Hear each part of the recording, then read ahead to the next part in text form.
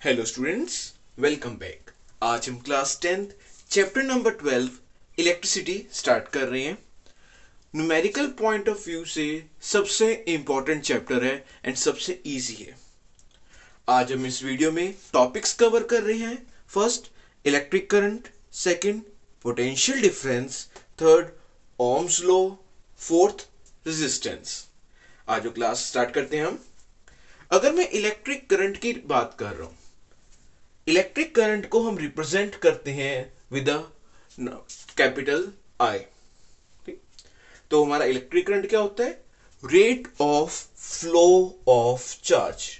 Rate of flow of charge is my electric current. ठीक, या आप बोल सकते हैं फ्लो ऑफ इलेक्ट्रॉन्स। मैं आई को लिखता हूं, I is equal to Q by T. Electric current की एसआई यूनिट होती है ampere. AMPERE। SI unit is ampere. अगर फॉर एग्जांपल मैं बात कर रहा हूं मेरे एक इलेक्ट्रिक सर्किट में से 10 एम्पियर का करंट फ्लो कर रहा है, तो मैं लिखूंगा I is equal to 10 ampere. For example मेरे एक सर्किट में से 5 एम्पियर का करंट फ्लो कर रहा था, तो उस केस में मैं लिखूंगा I is equal to 5 ampere. यहां पे 5 वो न्यूमेरिकल वैल्यू है and A is the SI unit जिसको हम बोलते हैं एम्पियर।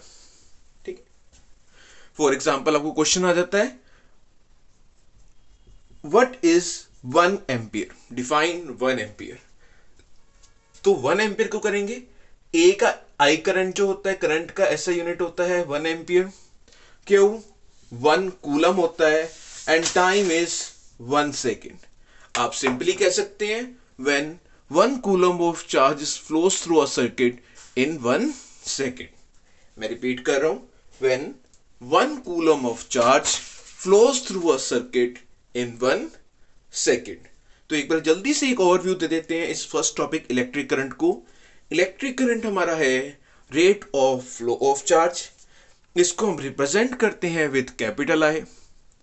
हमारे पास फ्लो ऑफ चार्ज की बात कर रहे हैं, चार्ज फ्लो कर रहा है पर यूनिट टाइम के अकॉर्डिंगली। इलेक्ट्रिक करंट की ऐसा यूनिट है एम्पियर, जिसको हम लिखते हैं कैपिटल ए से रिप्रेजेंट करते हैं हम। Formula I is equal to Q by T. I is 1 ampere, Q is 1 coulomb and T is 1 second. तीनों को हमने इसके स्टैंडर्ड एसआई यूनिट के अकॉर्डिंग हमने रखा है। तो आप क्या बोलेंगे, 1 एम्पियर क्या है? जब 1 कूलम का चार्ज फ्लो करेगा एक सर्किट से इन 1 सेकेंड। क्लियर है? अब हम अपने सेकेंड टॉपिक पे आते हैं, दैट इज पोटेंशियल डिफरेंस। इसको आप वोल्टेज भी बोलते हैं। इसको रिप्रेजेंट करते हैं हम कैपिटल V से। पोटेंशियल डिफरेंस को आप वोल्टेज भी बोलते हैं। ठीक है, पोटेंशियल डिफरेंस की अगर बात करी जाए, हमारे पास पोटेंशियल डिफरेंस होता है V is equal to W by Q। Potential difference की SI unit is 1 volt. Work done की एसआई यूनिट क्या होगी? 1 जूल। एंड मेरा क्यू क्या क्या हो जाएगा चार्ज का? 1 कूलम। तो अगर आपसे क्वेश्चन पूछता है व्हाट इज 1 वोल्ट, आप बोलोगे when 1 joule of work is done per unit charge. क्या बोलोगे आप? When 1 joule of work is done per unit charge is defined as the work done. Potential difference का ही नाम है वोल्टेज। रिप्रेजेंट करते हैं हम कैपिटल V से। Potential difference V is equal to W by Q। Work done का 1 joule होता है, Q का 1 कूलम एंड V का 1 वोल्ट। तो 1 वोल्ट क्या होगा? 1 joule of work is done in 1 second. Clear है सबको? अब हम बात करते हैं जो हमने इलेक्ट्रिक करंट लिया है एंड जो पोटेंशियल डिफरेंस लिया है, इसको मेजर कैसे करेंगे। इलेक्ट्रिक करंट को हम मेजर करते हैं by a device known as ammeter. By device known as ammeter जो इस तरह से सिंबल में दिखाई देता है, positive with negative. And potential difference को हम मेजर करते हैं by the help of volt meter, and it look like this, positive sign and negative sign. Ammeter जो होता है हमारा, ये सीरीज के अंदर लगता है।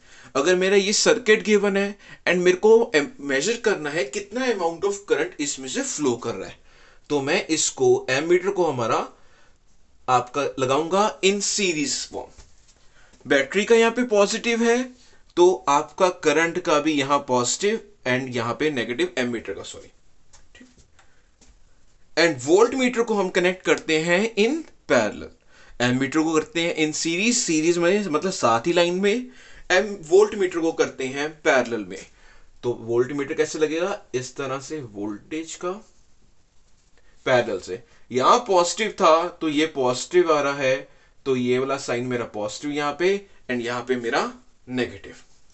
तो एक सर्किट में मेरे को potential difference and current measure करना हो तो करंट मेजर करते हैं by the help of ammeter and potential difference measure करेंगे by the help of volt meter. अब हम आते हैं अपने थर्ड टॉपिक पे, that is Ohm's law. Ohm's law states that potential difference means V across the end of a wire is directly proportional to the current flowing through it. Ohm's law क्या कहते हैं कि एक circuit में जो potential difference है वो directly proportional है करंट फ्लोइंग थ्रू इट से। अब जब मैं प्रोपोर्शनैलिटी का साइन यहां से रिमूव करूंगा तो मेरे को एक यहां पे कांस्टेंट टर्म लगानी पड़ेगी, that is R, and this R is known as Ohm's constant या फिर रेजिस्टेंस, इसको हम बोलते हैं रेजिस्टेंस।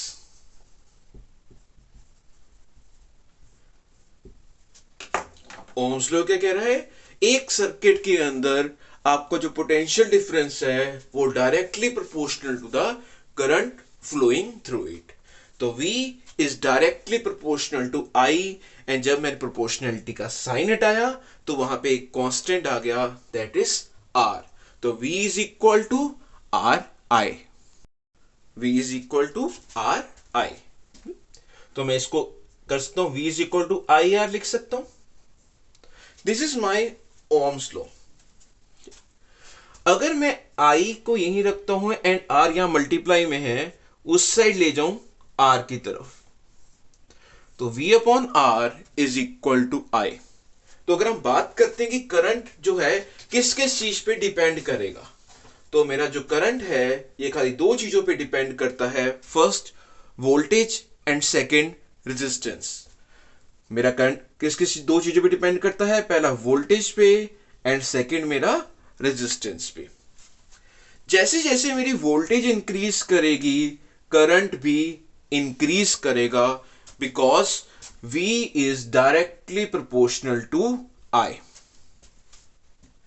सेकेंड पॉइंट क्या था, रेजिस्टेंस। जैसे जैसे रेजिस्टेंस इंक्रीज कर रही है मेरा करंट डिक्रीज करेगा, एंड वाइस वर्सा। अगर मेरा रेजिस्टेंस कम है सर्किट का तो करंट मेरा ज्यादा होगा। रीजन, जो मेरा करंट एंड रेजिस्टेंस का रिलेशन है इट इज इनवर्सली प्रोपोर्शनल।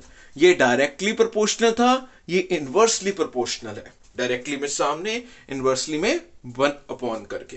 तो मेरा करंट किन चीज पे डिपेंड करेगा, दो चीजों पे, फर्स्टली आपका वोल्टेज एंड सेकेंडली आपका रेजिस्टेंस पे। वोल्टेज इंक्रीज करेगी करंट भी इंक्रीज करेगा।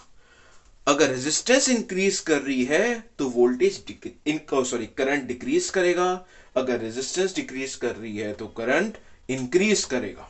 ठीक, अब हमारा नेक्स्ट टॉपिक आता है रेजिस्टेंस। रेजिस्टेंस जो होता है कैपिटल R, जो हमने ये लिखा हुआ है, इसको आज हम एक्सप्लेन करते हैं। अगर मैं सिंपल लैंग्वेज में बात करता हूं, रेजिस्टेंस क्या है, मेरे जो इलेक्ट्रॉन्स फ्लो कर रहे हैं वायर में, I mean, जो मेरा करंट फ्लो कर रहा है उसकी स्पीड को रोकना, अपोज करना। ठीक है, तो मैं एक सिंपल लैंग्वेज में क्या बोलूंगा, opposing the speed of current. तो रेजिस्टेंस क्या हो जाएगा, opposing the speed of current. ठीक है, रेजिस्टेंस डिपेंड्स अपॉन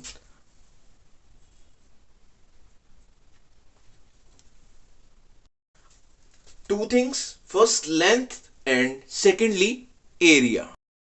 रेजिस्टेंस किस पे, दो चीजों पे डिपेंड करती है, पहली लेंथ एंड दूसरा एरिया। तो मैं बात कर रहा हूं resistance directly proportional to length, first case, resistance in inversely proportional to area, मेरा सेकंड केस। इन दो चीजों पे डिपेंड करती है। अगर मैंने इन दोनों से एक इक्वेशन बनाई, it will be L upon A, दोनों को इक्वेट करके बनाया तो, एंड दिस प्रोपोर्शनलिटी साइन को जब मैं रिमूव करूंगा, वहां पे एक कांस्टेंट आ जाएगा, this is rho, this is rho, RHO। तो मेरा किस पे डिपेंड कर रहा है, इन तीन चीजों पे। This is known as rho, means nature of material, means nature of material. Secondly length पे, एंड थर्ड एरिया पे। तो मेरी रेजिस्टेंस तीन चीजों पे अब डिपेंड कर रही है, nature of the material used, length and area. जो मेरी नेचर ऑफ द मटेरियल थी उसको हम एक और बोलते हैं, नाम है उसका रेजिस्टिविटी।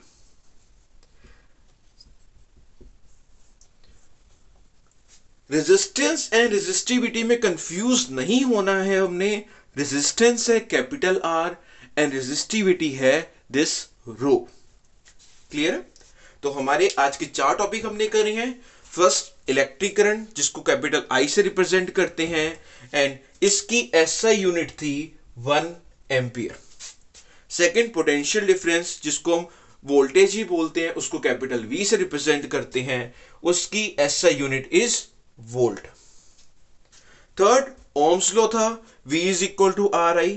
फोर्थ रेजिस्टेंस, उसको कैपिटल R से रिप्रेजेंट करते हैं, एंड उसकी SI unit is Om.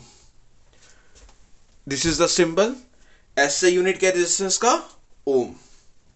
And last is resistivity, this nature of the material use is known as resistivity. Thank you.